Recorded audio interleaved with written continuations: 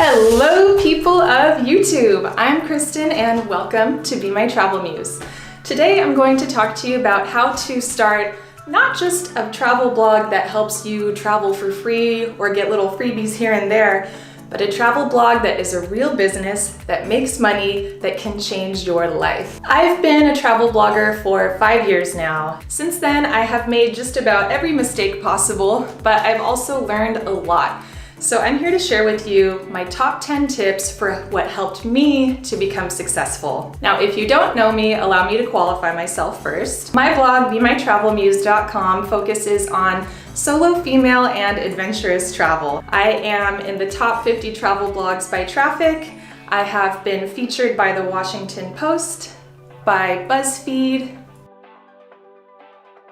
I have over 100,000 followers on Instagram.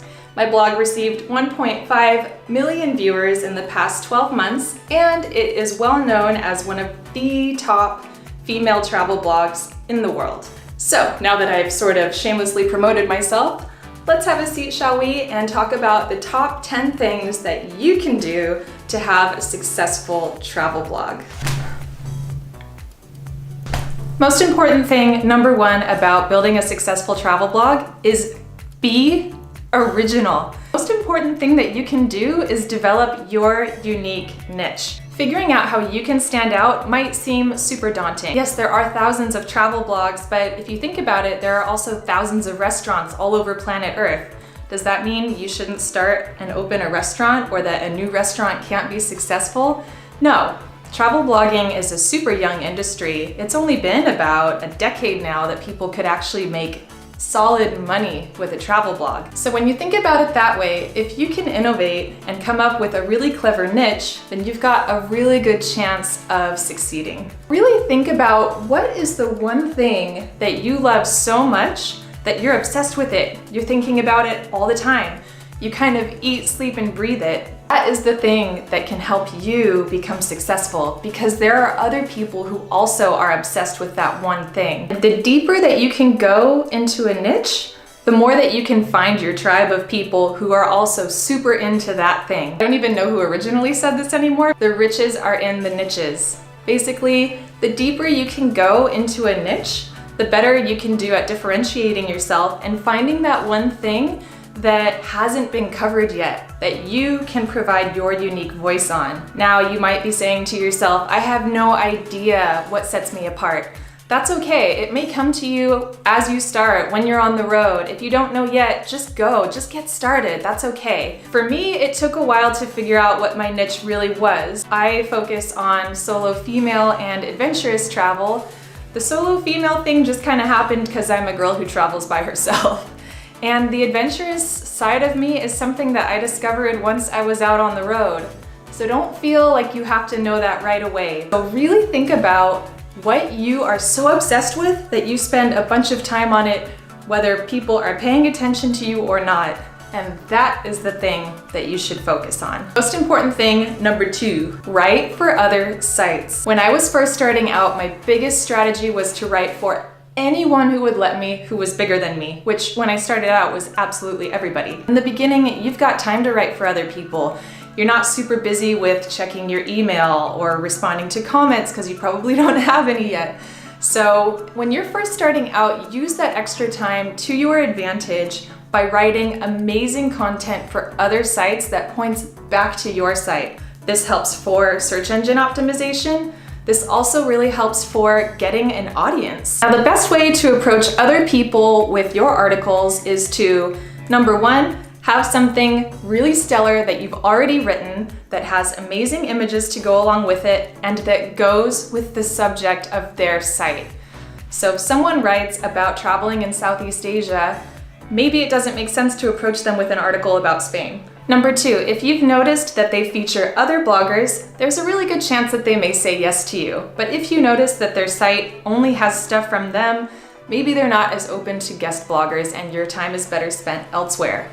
The third important thing to think about is when you email them, have a clear pitch in mind. If you just email someone saying, hey, I'm going to Paris, need anything? What are they supposed to say? Yes, I could use a baguette. So Really think about if you were on the receiving end of that email, what would make you say yes? And lastly, make sure that you give the person time to respond before you approach other people with the same article. You don't want to look spammy and like you're just trying to get backlinks, because trust me, whoever you're approaching gets a lot of emails that are like that. So you just want to make sure that you come across as genuine, that they know that you're also a travel blogger and that you're not trying to sneak a link in there for a company, and that what you're providing is going to give them value. Number 3, probably the most important thing I'm going to tell you today is that you should focus on serving your audience. One of my favorite internet entrepreneurs is Pat Flynn, and his motto is serve first. And this is really good advice, because if every time that you get started on something you think about how it benefits others, you're more likely to find success. Think about it. If you write an article that is just about me, then other people might not necessarily connect with it in the way that you're hoping for. In order to have mass appeal, you want to make sure that you're really providing something of value. Maybe that's something that's funny and makes people laugh and just brightens their day a little bit. Maybe that is the end-all, be-all guide for whatever it is that you're writing about. Another way is to make them feel really good about themselves and to be relatable. So if you write something that people can really connect with here, they're more likely to think about you long after they've read the post and to want to go back to your site to see updates. Put some soul into it and make it something that is appealing for people beyond just yourself. Most important reason, number 4, be really clear on why you're doing it. It should be really obvious that you need to have a clear reason why you're blogging, but a lot of people simply don't. A really good place to start with this is Simon Sinek's TED Talk and his book, Start With Why. This can help you conceptualize how you can come up with a really clear purpose. Because when you have a clear purpose and you always go back to this purpose, you can clearly communicate that to other people and inspire action from them. That is linked below in the blog post, which you can find in the show notes. Reason number 5, don't be afraid to spend money. Businesses need money to grow. What do I mean by that?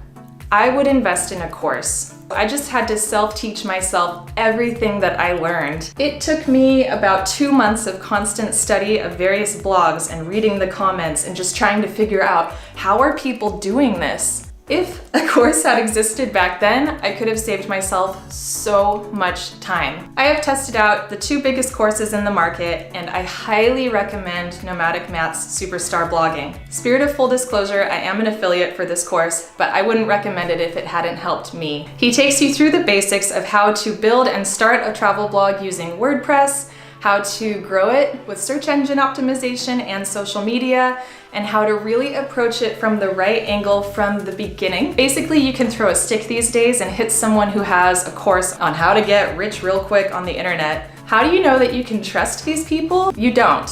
But the thing is, Matt's been around for 10 years. He has the top travel blog and he makes good money with it without playing games. Yes, you could spend months self-teaching yourself how to do it on your own. You could do that with quantum physics too. There are reasons for taking courses. You learn from someone who really knows what they're doing because they've put in the time, they've tested all of these things themselves, and they know what works and what does not work. Most people are not willing to do that. They want to do this in the cheapest way possible. So by spending $200 or $300, you can jump way ahead of the curve. Most important thing, number 6, don't be afraid to hire things out that you don't know how to do. I've had people helping me out since the very beginning. I know the places where I am stronger and can shine, and that's where I want to focus my time. It's much better for me to hire out the things that don't have to be done by me and that can be better handled by someone else. So in the beginning, you probably will be bootstrapping and doing most of this on your own. But as time goes, don't be afraid to hire other people to help you. That's how you can grow. Number 7. Number 7, hone in on your unique gifts. What I mean by that is, in the beginning, you might feel like you have to do absolutely everything. Oh my God, I have to have a blog, I have to have YouTube, I have to have Twitter, Pinterest, Instagram, a podcast? Calm down, focus on your unique gifts. If you try to do everything at once, you're just going to be able to give a little bit of attention to each thing. But if you focus on the things that you are really good at, and just make maybe 2 things in the beginning, your main focus is? Your main foci? Your main focus is? I have no idea. Focus on the things in the beginning that you are good at and that you really feel like you can put a lot of time and energy into. And then focus on the other things a little bit later on. But in the beginning, it's super important to give as much of your attention as possible to the things that you want to be your main events. Most important thing, number 8. I don't see this advice in a lot of places, not to pay attention to your competition. In the beginning, I do think it's important to do some market research, see what other bloggers are doing that works for them, ask questions in the Facebook groups, become part of the community so that you at least have an idea of what the current environment is like. But once you establish yourself, don't pay attention to what anyone else is doing anymore. It can kill your creativity when you're comparing yourself to other people. And no matter what, the more that you look at what other people are doing, the less you're going to have your own unique light shining. Logging onto Facebook or reading other blogs can suck hours and hours of your time without you even realizing it. I'm not saying you should stop reading blogs for pleasure. I am saying that there is a line at which point it starts to be unhealthy for you and your brand. Instead of trying to do what everyone else is doing, do what you do best, and don't worry about the competition. I'm not always successful in this. In fact, this is one of my biggest struggles, but it is something that I've been really focusing on over the past month, and it's amazing how much more time in the day that I have when I'm not on social media. Most important thing, number 9, resist the urge to fake it. I know that it is really tempting to buy followers because it's hard to see really small numbers in the beginning and feel good about it. But what's the point if you're not making real connections with real people? For me, there is no point. So the most important thing you can do to try to find those real followers is, again, to hone in on your niche, find your unique gifts, really develop those gifts without paying too much attention to what other people are doing, and not playing games to look like you're more popular than you actually are. All through the last 5 years, I've seen people doing black hat techniques, either to look like they have more readers than they do or more followers and engagement than they actually have. Well, those people don't really last. They might look super popular now because they shot up real quick, but these stars burn out fast because they're not actually stars. It's not about having millions of fake followers. It's about having 100 real followers. If you can do that, that is already huge. Number 10, most important thing, never stop learning. I spend more money on courses and books than I ever did before these days. The industry is changing really fast, always. So the more that you can learn and innovate, the better you can do. Again, that goes back to being willing to spend on courses. Some podcasts I really like are Smart Passive Income, Entrepreneur on Fire, and Read the 4-Hour Workweek. I know it got a lot of buzz, but if you follow the advice on there about being efficient with your time, it honestly can be life-changing. These are my best tips for how to become a travel blogger. Thank you so much for tuning in. I hope that you enjoyed this video. If so, give it a thumbs up. If you would like more videos like this, or you still have more questions like exactly how to make money, or if you want a little bit more on my personal journey, let me know in the comments below and I can make more videos like this. Make sure that you subscribe for new videos every Wednesday, just so that you don't miss any incredibly helpful advice. And I will see you guys soon. Bye!